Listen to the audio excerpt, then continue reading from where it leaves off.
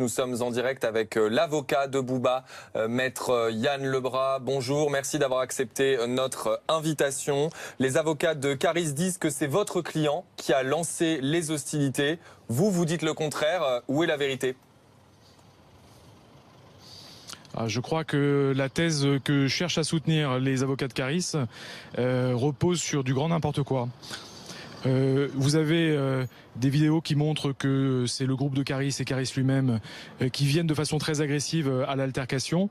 Et surtout, si on est sur la thèse du guet-apens, une partie du groupe de Bouba est encore au contrôle de sécurité, y compris des personnes qui sont parmi les costauds de ce groupe. Donc c'est vraiment du grand n'importe quoi.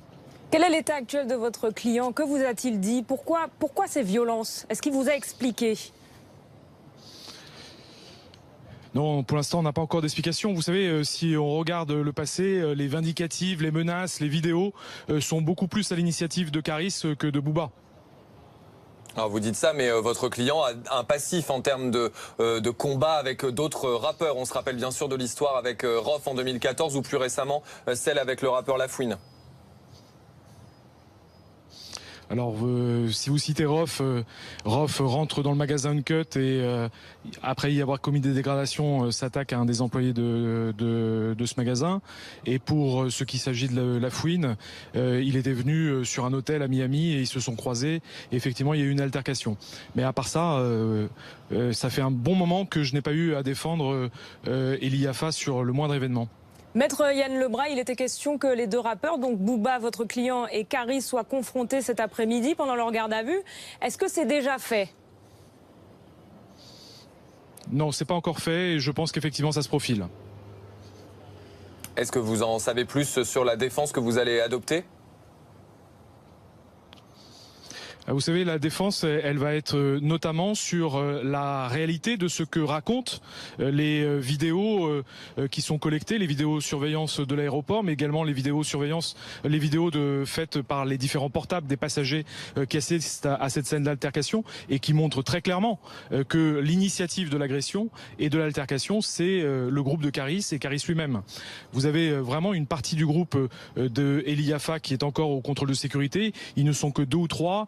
Ils vont être encerclés par le groupe de Caris qui sont à ce moment-là sont 5 ou 6 et pas 3 personnes et qui commencent à immédiatement lui jeter quelque chose à la tête qui va faire une blessure à l'oreille de Eli Yafa. Donc vous avez une scène qui démarre immédiatement par une altercation du groupe Caris. Bon, on voit bien aussi que votre client assène des coups.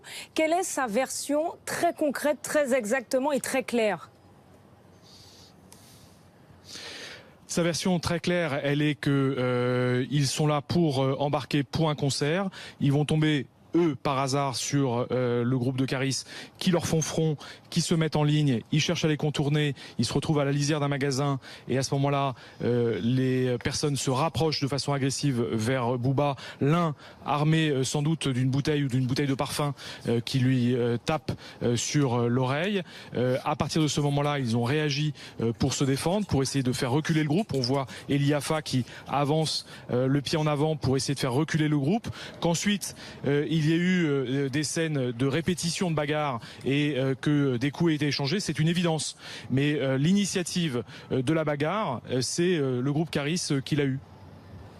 Comment votre client explique-t-il la réaction violente de Caris à son égard ?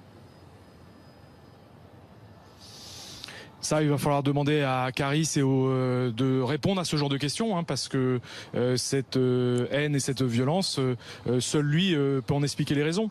Vous avez quelque chose qui est très larvé visiblement lorsque je vois différentes vidéos qui me sont adressées pour montrer que c'est assez ancré du côté de Caris. Vous avez quelque chose sur lequel il va devoir lui s'expliquer. Maître Yann Lebras, quelle suite judiciaire vous attendez maintenant ?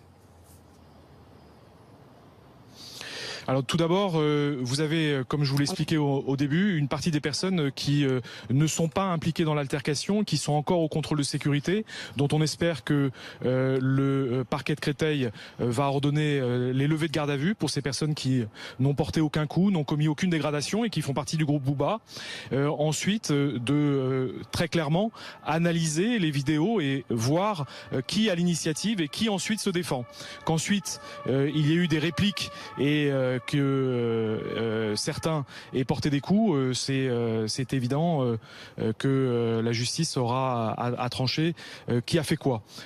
Du côté Booba, vous avez quand même une personne qui a été hospitalisée avec un tendon sectionné sans doute par une bouteille ou une bouteille de parfum ou un tesson de bouteille. Vous en avez un autre qui a 2 points de suture sur le crâne et Elie Yaffa qui a l'oreille ouverte.